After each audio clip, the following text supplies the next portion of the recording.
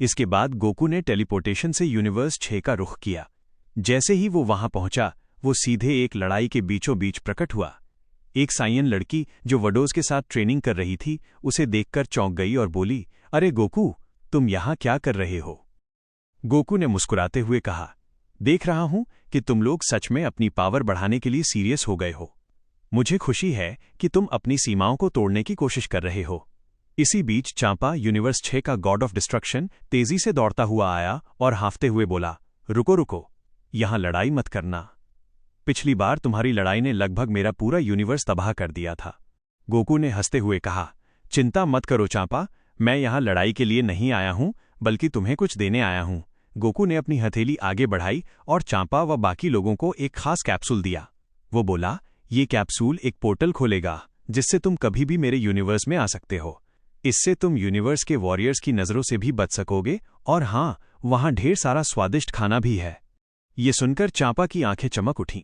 वो खुशी से बोला, बहुत बहुत धन्यवाद गोकू, मैं वादा करता हूं कि जल्द ही तुम्हारे यूनिवर्स में आऊंगा। सच कहूं तो मैंने भी अपने नए यूनिवर्स को पूरी तरह से एक्सप्लोर नहीं किया है। फिर गोकू ने मुस्कुराते हुए कहा, ठीक है, अब मैं चलता हूं, तुम लोग अपनी ट्रेनिंग पर ध्यान दो। और हां कैफ्ला, तुम्हारा भी इंतजार रहेगा। खैर, खूब ट्रेनिंग करो, उम्मीद है जल्दी ही हमारी जबरदस्त लड़ाई होगी। चलो, फिर मिलते हैं। इसके बाद गोकू अपने यूनिवर्स की ओर टेलीपोर्ट कर गया। टेम्पल पर हलचल और ट्रंक्स का आगमन। दूसरी ओर यूनिवर्स 7 में वेजिटा ने अपने बेटे की एनर्जी महसूस की। वो तुरंत बीरस, विस और बाकी सबको लेकर कैप्सूल कॉर्पोरेशन से टेम्पल की ओर रवाना हुआ। बुल्मा और चीची भी उनके साथ आईं। जब सब टेम्पल पहुंचे तो उन्होंने वहां एक अजनबी को देखा। वेजिटा को लगा कि वो गोकू है, इसलिए गुस्से में उसने उस पर हमला कर दिया। लेकिन वो अजनबी बहुत तेज निकला। उसने वेजिटा का हमला आसानी से चकमा दे दिया और बोला, पापा, आप मुझ पर इस तरह क्यों हमला कर रहे हैं? मुझे तो पता भी नहीं था कि मैं टेम्पल आऊंगा, और न ही ये कि आप मुझसे इस तरह पेश आएंगे। ट्रंक्स की बात सुनकर सब हैरान रह गए। वे देख सकते थे कि ट्रंक्स अब पहले से थोड़ा बड़ा हो गया था। सिर्फ ट्रंक्स ही नहीं, बल्कि गोटन भी बड़ा दिखाई दे रहा था। उनके लड़ाई के कपड़ों पर एक खास चिन्ह बना हुआ था, वही चिन्ह जो अक्सर गोकू के कपड़ों पर दिखाई देता है। वेजिटा गुस्से से चिल्लाया, तुम्हारे कपड़ों पर यह घटिया निशान क्या कर रहा है? ट्रंक्स, ये निशान किसी सच्चे सायन के लायक नहीं है। मैं तुम्हें आदेश देता हूं, इसे तुरंत हटाओ। ट्रंक्स ने गंभीरता से अपने पिता को जवाब दिया, पापा, कृपया मिस्टर गोकू के लिए थोड़ा सम्मान दिखाइए। आपको उन्हें इस तरह बुरा कहने का कोई हक नहीं है। पिता और पुत्र का महासंग्राम। वेजिटा और भी ज्यादा गुस्से में आ गया। वो ट्रंक्स पर पंच मारने के लिए झपटा, लेकिन तभी पिकोलो, गोटन और एंड्रॉयड 17 बीच में आ गए। वेजिटा ने आखिरी पल में खुद को रोक लिया, लेकिन चिढ़ते हुए बोला, सुनो कीड़ों, तुम तीनों मिलकर भी मुझे नहीं हरा सकते। फिर वो ट्रंक्स की ओर देखकर बोला, ट्रंक्स, अगर तुमने तुरंत वो बेकार का चिन्ह नहीं हटाया तो तुम्हें इसका अंजाम भुगतना पड़ेगा। जवाब में ट्रंक्स सुपर सायन में बदल गया। वेजिटा भी तुरंत सुपर सायन बन गया और दोनों के बीच एक जबरदस्त लड़ाई शुरू हो गई। वेजिटा बहुत गुस्से में था, क्योंकि उसका बेटा अब उसकी पावर के बराबर पहुंच गया था। आवेश में आकर वेजिटा ने सुपर सायन फेज 2 का रूप धारण कर लिया, लेकिन ट्रंक्स ने भी अपनी पूरी 100% सुपर सायन पावर बाहर निकाल दी, जिससे उसे थोड़ी बढ़त मिल गई। हालांकि वेजिटा के पास अनुभव ज्यादा था, जिससे ट्रंक्स को कठिनाई हो रही थी।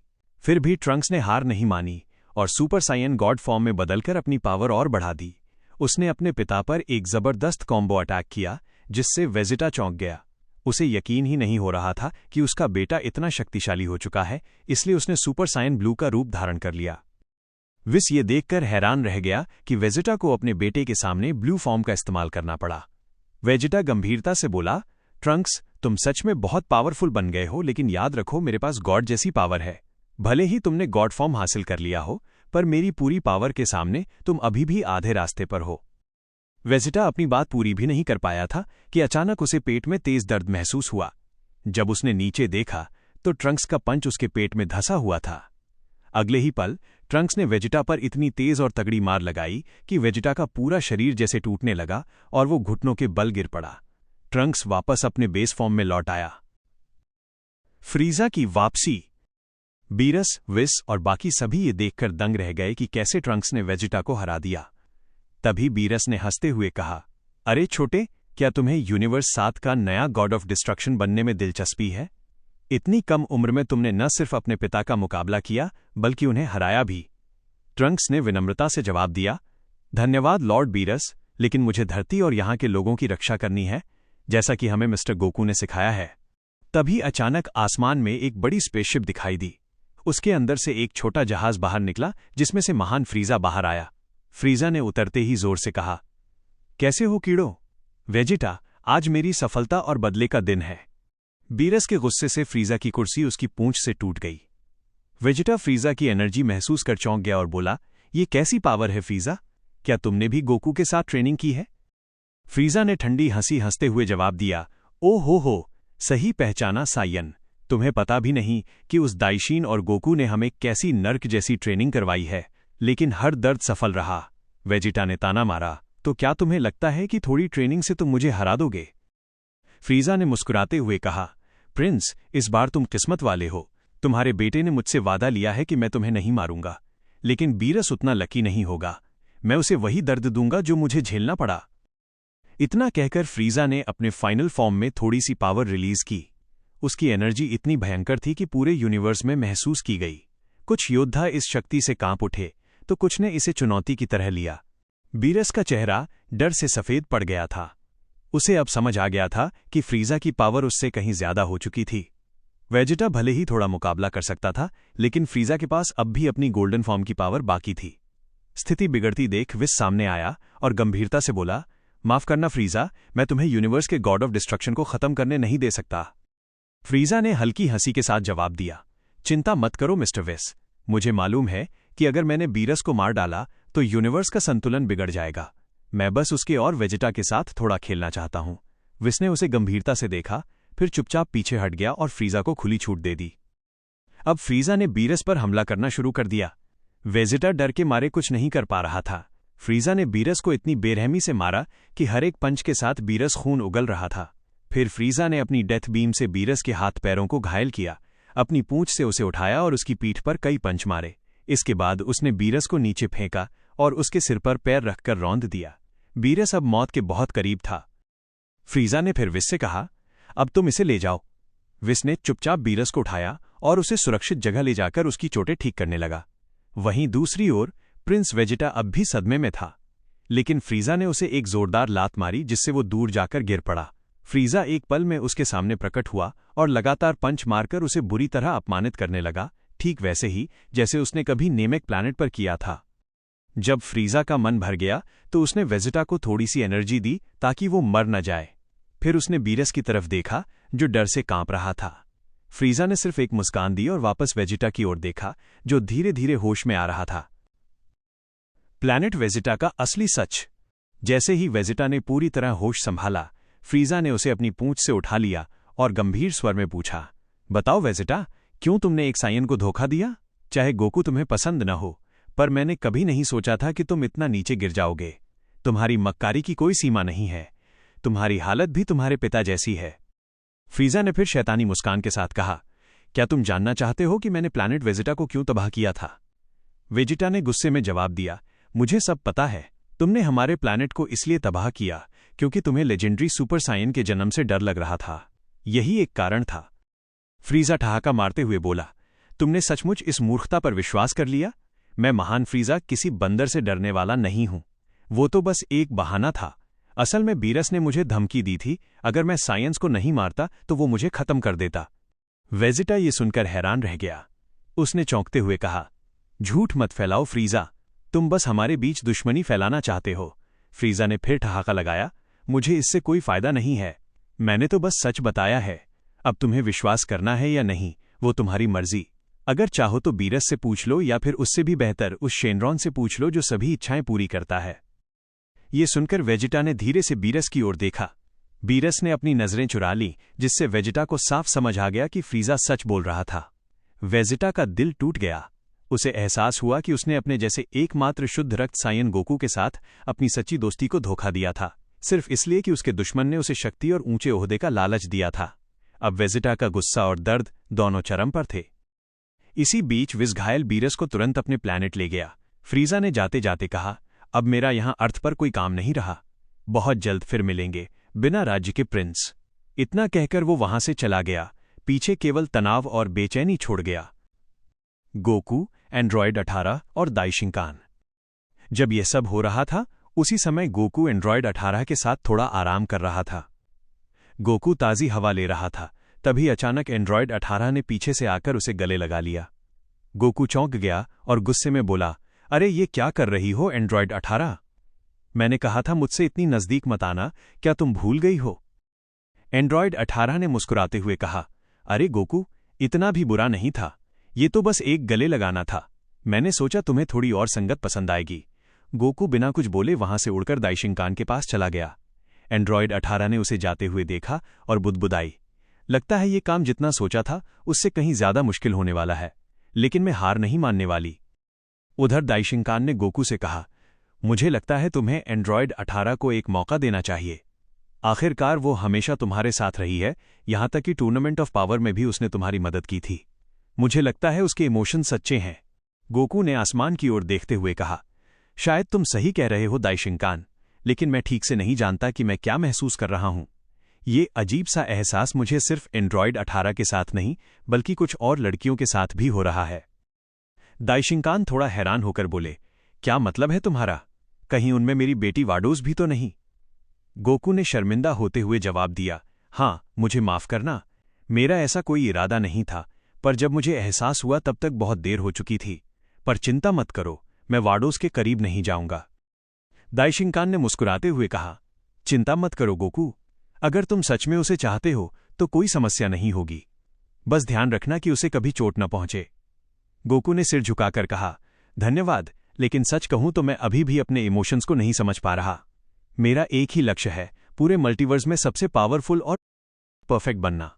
दाइशिंकान मन ही मन सोचने लगा, ताराशंस घमंड से भी ज्यादा पावरफुल होते हैं। और दुख की बात है कि साइयन जाति के लिए इमोशंस बहुत महत्वपूर्ण हैं, क्योंकि उनकी असली पावर भी इन्हीं इमोशंस से आती है। शायद ये अच्छा ही होगा कि गोकू के भीतर एक छोटी सी कमजोरी रहे, अगर कभी वो काबू से बाहर हो जाए तो। लेकिन बाहर से दाइशिंकान ने गोकू को एक हल्की सी झूठी मुस्कान दी। रात हो चुकी थी। गोकू हमेशा की तरह बाहर अकेला बैठा था। उसका मन अपने पुराने दोस्तों की गद्दारी को याद कर रहा था। उसके दिल का एक हिस्सा कहता था कि अब उन बातों का कोई मतलब नहीं, लेकिन दूसरा हिस्सा अब भी उस दर्द को भूल नहीं पा रहा था। इन्हीं सोचों में खोया गोकू अचानक चौंक गया, क्योंकि उसे किसी के पीछे से गले लगाने का एहसास हुआ। वो मुड़ा तो देखा कि वो एंड्रॉयड 18 थी। एंड्रॉयड 18 ने मुस्कुराते हुए कहा, तुम्हें बीते हुए कल को भूल जाना चाहिए। गोकू ने गंभीरता से जवाब दिया, तुम किस बारे में बात कर रही हो? एंड्रॉयड 18, मेरे पास भूलने या पछताने जैसा कुछ भी नहीं है। मेरे पास इमोशंस के लिए जगह नहीं है।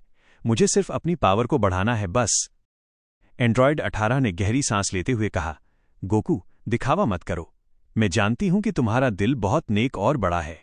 तुमने जो सहा है उसने तुम्हें अंदर से बहुत हर्ट किया है। लेकिन अब तुम्हें चिंता करने की जरूरत नहीं, अब तुम उन लोगों के साथ नहीं हो।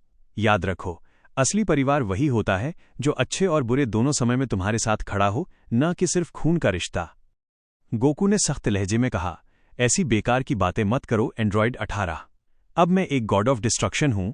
जो इमोशंस पहले थे वे अब मेरे अंदर नहीं रहे। ये सुनते ही एंड्रॉयड 18 ने बिना कुछ सोचे गोकू का चेहरा पकड़कर उसे चूम लिया। गोकू चौंक गया, उसे बिल्कुल भी उम्मीद नहीं थी कि एंड्रॉयड 18 ऐसा करेगी। एंड्रॉयड 18 ने फिर हल्के से मुस्कुराते हुए कहा, अगर अब तुम्हें मुझे खत्म करना है तो कर दो, मुझे फर्क नहीं पड़ता। पर मैं अपने दिल की बात दबाकर नहीं रह सकती। शायद मैं तुम्हारे लिए कुछ महसूस करने लगी हूं गोकू। गोकू ने बिना कोई एक्सप्रेशन दिखाए ठंडी आवाज में कहा, मैं तुम्हें खत्म नहीं करूंगा, लेकिन बेहतर होगा कि तुम अपने रूम में चली जाओ, इससे पहले कि मैं अपना मन बदल दूं। मैं इस बारे में और बात नहीं करना चाहता। ये सुनकर एंड्रॉयड 18 चुपचाप कमरे से चली गई, लेकिन उसके चेहरे पर एक हल्की मुस्कान थी, वो खुश थी। यूनिवर्स 20 की यात्रा। अगली सुबह गोकू और दाइशिंकान यूनिवर्स 20 जाने की तैयारी कर रहे थे। दरअसल वे पहले जिस दिन जाने वाले थे किसी कारणवश नहीं जा पाए थे। अब समय आ गया था कि यूनिवर्स 20 को उनके नए गॉड ऑफ डिस्ट्रक्शन के बारे में पता चले। गोकू काफी उत्साहित था, क्योंकि उसे अब कुछ और पावरफुल वॉरियर जातियों से मिलने का मौका मिलने वाला था। प्रस्थान से पहले एंड्रॉयड 18 और फ्रीजा के सोल्जर्स ने मिलकर अगले प्लैनेट पर एक पोर्टल तैयार कर दिया था। यूनिवर्स 19 के कई प्लैनेट्स पर भी पोर्टल्स पहले से ही स्थापित किए जा चुके थे। अब यूनिवर्स 20 में भी वही योजना लागू की जा रही थी। यूनिवर्स 20 तक पहुंचने में लगभग 5 घंटे लगे क्योंकि ये यूनिवर्स काफी विशाल थे और उनके बीच की दूरी भी बहुत अधिक थी। दाइशिंकान अपने पोर्टल से नहीं जा सकते थे क्योंकि गोकू को हर जगह खुद जाकर निगरानी करनी थी। पूरी यात्रा के दौरान एंड्रॉयड 18 गोकू के बेहद करीब रही, जिससे गोकू के माथे पर चिड़चिड़ाहट की एक नस तन गई थी, लेकिन उसने कुछ नहीं कहा। आखिरकार जब वे यूनिवर्स 20 के गॉड ऑफ डिस्ट्रक्शन के प्लैनेट पर पहुंचे तो वहां का हाल देखकर उन्हें जरा भी हैरानी नहीं हुई। ये स्थान भी बिल्कुल वैसा ही उजाड़ था जैसे यूनिवर्स 19 का प्लैनेट। वहां लाखों करोड़ों सालों से कोई नहीं रहता था, लेकिन गोकू और बाकी सभी ने मिलकर उस जगह को व्यवस्थित किया। वहां एक बहुत बड़ी और शानदार हवेली थी जो हर तरह की लग्जरी से भरी हुई थी। सफाई का काम खत्म होने के बाद गोकू ने एक छोटा सा बक्सा निकाला। उसने उसमें से एक कैप्सूल निकाला और हवेली के बाहर गिरा दिया। कैप्सूल से एक सुंदर गोल्डन स्टैचू बाहर आया। वो स्टैचू गोकू और दाइशिंकान का था। एंड्रॉयड 18 ने मुस्कुराकर स्टैचू को देखा, जिसे देखकर गोकू थोड़ा नाराज हो गया। उसे लगा कि वो उसका मजाक उड़ा रही है, लेकिन वो कुछ नहीं बोला और चुपचाप फ्रीजा के सोल्जर्स को पोर्टल लगाने का आदेश दिया। एक नया खतरा, रहस्यमयी महारानी। सब कुछ तैयार होने के बाद सबने आराम किया, लेकिन इस सब के दौरान बहुत दूर एक दूसरे प्लैनेट पर कोई उनकी उपस्थिति को महसूस कर चुका था। वो व्यक्ति तुरंत एक महल में गया जहां एक बड़े से सिंहासन पर एक महिला बैठी थी। वो व्यक्ति उसके सामने घुटनों के बल झुकते हुए बोला, महारानी, मैंने 2 अजनबियों की उपस्थिति महसूस की है। उनकी पावर एक अननोन फोर्स की तरह है। वे बहुत पावरफुल हैं, लेकिन फिर भी आपके मुकाबले नहीं पहुंच सकते। फिर भी मुझे लगता है कि वे एक खतरा बन सकते हैं, क्योंकि वे हमारे 80% सोल्जर्स को आसानी से तबाह कर सकते हैं। महिला ने ठंडी मुस्कान के साथ कहा, तो अब भी कुछ ऐसे इंसान बचे हैं जो मुझसे मुकाबला करने की क्षमता रखते हैं। कोई बात नहीं, तुरंत अपने सबसे बेहतरीन सोल्जर्स को भेजो। उन्हें आदेश दो कि दोनों अजनबियों को जिंदा पकड़कर लाएं। अगर वे विरोध करें तो उन्हें वहीं खत्म कर दें। सोल्जर ने सिर झुकाया और तेजी से कमरे से बाहर निकल गया, हमारे प्रिय सायन गोकू को खोजने के लिए। दूसरी ओर गॉड ऑफ डिस्ट्रक्शन के प्लैनेट पर गोकू और बाकी सभी पहले प्लैनेट की यात्रा के लिए तैयार हो रहे थे। दाइशिंकान ने कुल 100 प्लैनेट्स ढूंढ निकाले थे जिनमें डिवाइन एनर्जी मौजूद थी, लेकिन उनमें से 7 प्लैनेट्स ऐसे थे जो अपने आंतरिक युद्ध इंटरनल वॉर के कारण पूरे यूनिवर्स को असंतुलित कर रहे थे। वहां के लोग आपस में ही लड़ते रहते थे और दूसरे प्लैनेट्स को भी बर्बाद कर देते थे। ये सब देखकर गोकू बहुत नाराज हुआ और बोला, अब समय आ गया है यहां शांति और व्यवस्था लाने का। इसलिए वे सबसे पहले एक प्लैनेट पर गए जिसका नाम था प्लैनेट इंडिपेंडेंट 77। तो दोस्तों, खेल अब बदल चुका है। जहां एक तरफ वेजिटा को अपनी पुरानी गलतियों और बीरस के काले सच का सामना करना पड़ा है, वहीं दूसरी तरफ गोकू अब यूनिवर्स 20 में एक ऐसी ताकत से टकराने वाला है जिसकी उसने कल्पना भी नहीं की थी। क्या ये रहस्यमयी महारानी गोकू की नई शक्तियों को चुनौती दे पाएगी? और क्या एंड्रॉयड 18 गोकू के पत्थर दिल को पिघलाने में कामयाब होगी? अगर आप इस रोमांचक सफर का अगला हिस्सा मिस नहीं करना चाहते तो अभी सब्सक्राइब बटन को दबाएं और बेल नोटिफिकेशन को ऑल पर सेट करें। इस वीडियो को लाइक करें और कमेंट्स में हमें बताएं, क्या आपको लगता है कि गोकू को वडोस और एंड्रॉयड 18 में से किसे चुनना चाहिए? मिलते हैं अगले धमाकेदार एपिसोड में, जहां शुरू होगा प्लैनेट इंडिपेंडेंट 77 का असली युद्ध।